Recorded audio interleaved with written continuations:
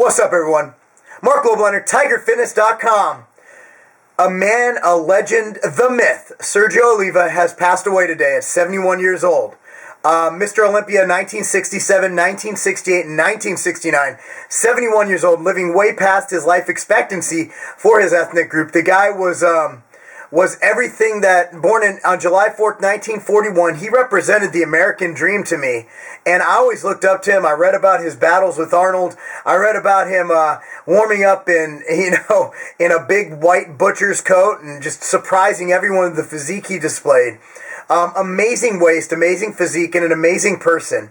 Who I will read this. This is a biography on his own website written by my good friend, editorial director of Muscle and Fitness, Sean Perrine. Here you go.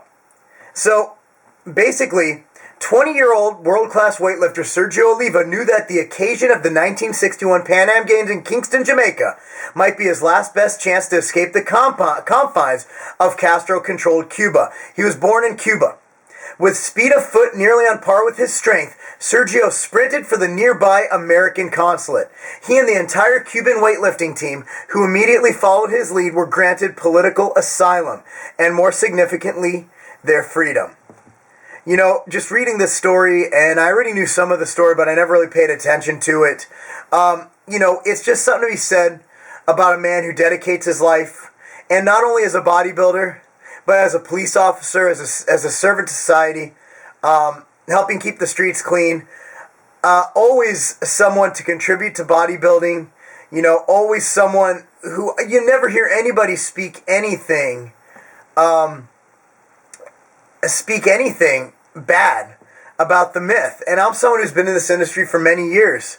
And, a father, a good man, and someone to be remembered.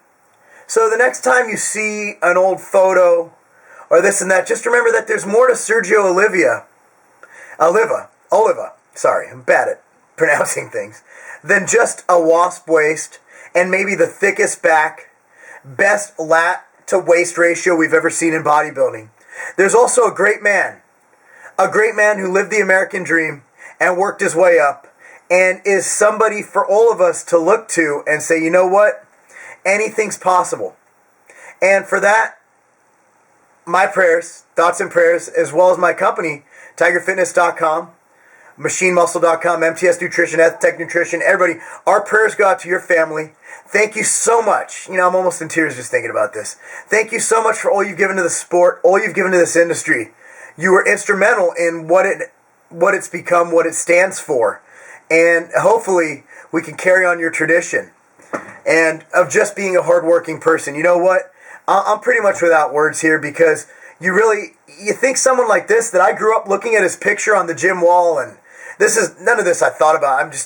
I thought I'd say something. I used to look at his picture next to Arnold's at Gold's Venice when I was a teenager and think, hey, that's just remarkable.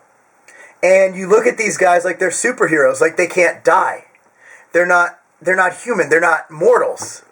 And to see someone who I looked up to as a child pass away, I'm just happy to say that I've met him. And you know what?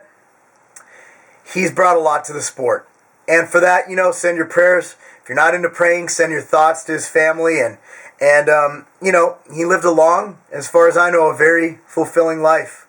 And to those he left behind, I hope that you follow in his footsteps of hard work, dedication, and perseverance. And for that, my prayers go out to you. Sergio, you'll be missed.